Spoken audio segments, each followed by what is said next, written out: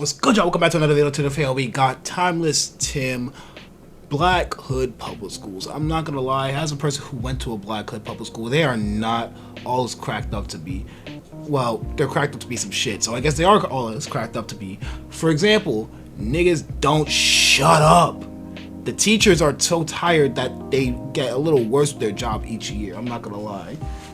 And don't get me started on the amount of people who would just do a lot of dumb shit. I'm speaking from experience because I was one of those people. For example, I would, in the middle of class, like either in the middle or at the end of class, me and my best friend at the time would just start wrestling each other like it's WWE, jumping off of desks, hitting each other with spears. Like we were real going rough and tough. Like we could have been boxing the way we was hitting each other so hard.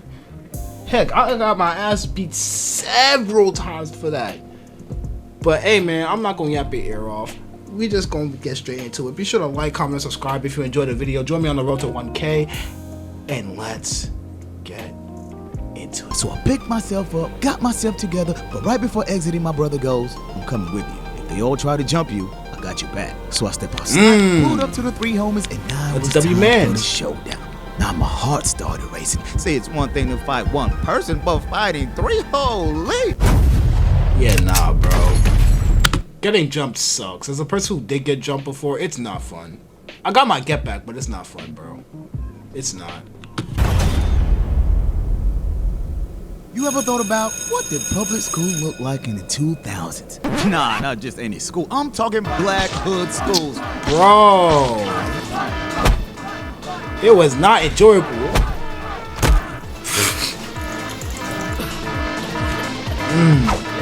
And that's just one day of school. Now, for most of Facts. you, I know y'all Gen Zs and That is alphas. one day. Boy, I'm a millennial. See, I grew up in towns where schools were way different. First thing first, no smartphones Mike got. When I was a kid, we had to sit there for 7 long, boring hours and pay attention. Do you know we had a 7-point grading scale? I don't think you heard me. Kids today are passing attention. Do you know we had a... This looks similar to what I had to deal with.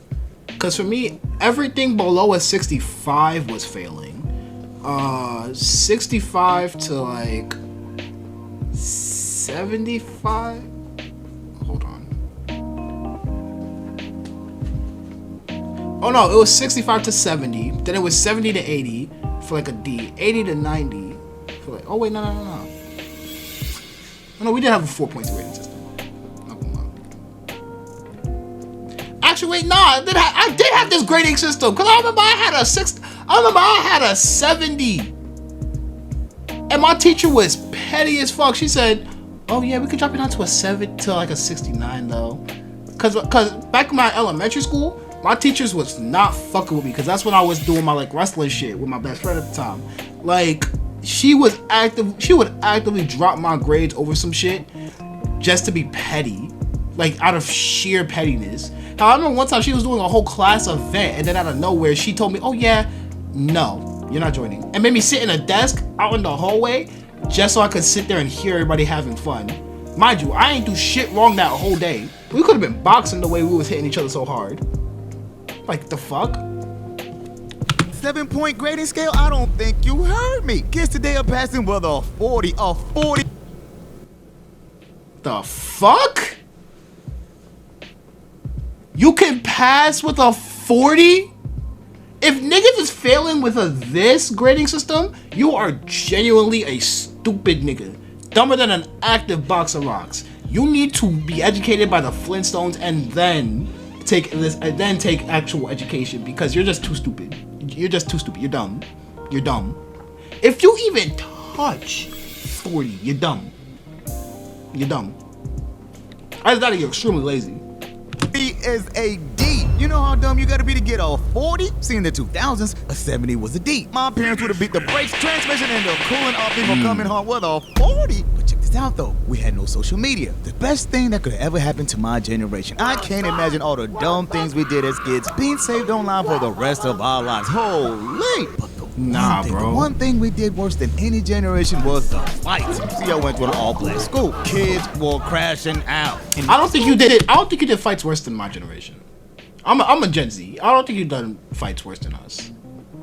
two choices. Either throw a fair fade or become someone's bitch. And that, my God, is where this story begins. So for this story, I'ma take you back to my public school years. So it was a Wednesday at school. Now, one thing I hated as a kid was riding the school bus. See, the school bus had a mix of all the kids. The good ones, the bad ones, the smart ones, the dumb ones, and the bullies. Now, I personally never rode the school bus to like go to school. I took a van to get back home, but I never rode a school bus to like get to school. I must have just walked, honestly speaking. my house wasn't too far from school. On most days, I would prefer to walk home. But on this particular day, we had a problem. See, right after school, I got outside, looked up, and noticed the storm was approaching. Damn. You can't walk in a storm. Man, that means I gotta ride the bus home. Now, since I didn't want to gamble on getting rained on, I had no other option but to ride the bus. So I got to the bus, got to the back, and had a seat. A few moments go by, but right before the bus leaves, I hear someone go, "You sitting on my seat." Now, first of all, I'm nobody. You wanna get fucked up? You wanna get fucked up? If not, that I suggest you and sit your ass a little somewhere else. Cause I'm not dealing with bullshit. Fuck no. I was one of them fighting kids. You was not gonna talk to me like that, nigga. And second, that's public school. Nobody owns the school bus. And third, I didn't see the man's name on the seat. So I go, "I don't see your name on it."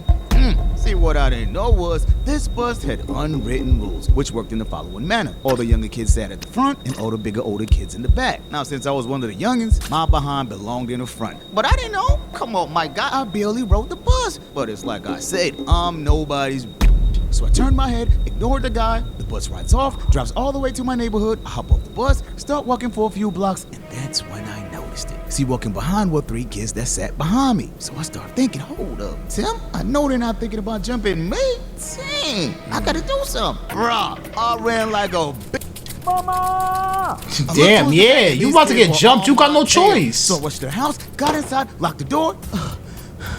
Oh, thank God. I was so close. Open this door, little bitch. When you come outside, we're gonna f you up. So I rushed towards my brother's room. Told him, "You're not gonna believe this. They tried to jump me." Who? Some kids from the bus. What'd you do? Run. What? See, let me explain something to you. I grew up in a household where my parents taught us always stand up for yourself. Never let anyone put hands on you without fighting back. But you about to get jumped. I'm pretty sure you don't want to get stomped out, bro. No one wants to get stomped out. So I understand why you ran. But now that you in the house, take your brother, go back outside. Maybe a couple of pot spoons too. Go back outside and beat that ass. You see, me personally, I don't go for that disrespect. I don't do all that shit. So you see, I'm sadly gonna have to, how do I say this? Cancel your extended warranty to life.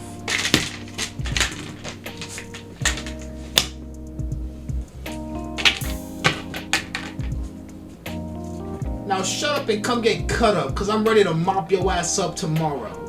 You feel me? I'm gonna sit here with this blade in my lap, you know? Ooh, my fault. Just as like a reaction thing, you know?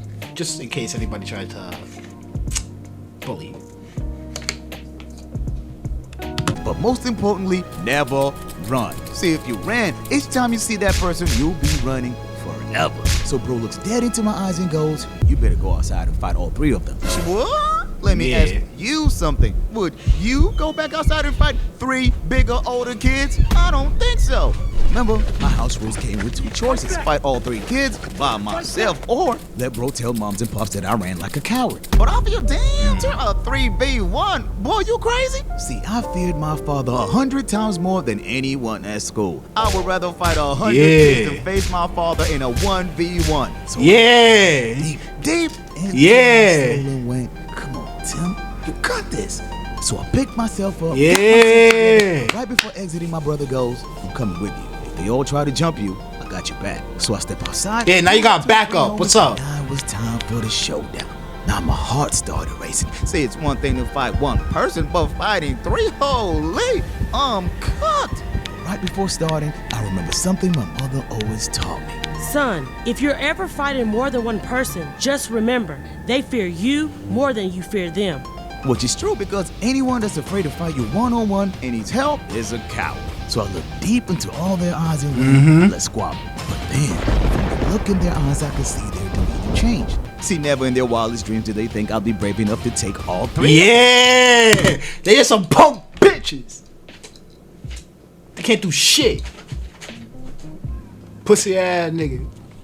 Eyes, they could see something deep inside me had changed.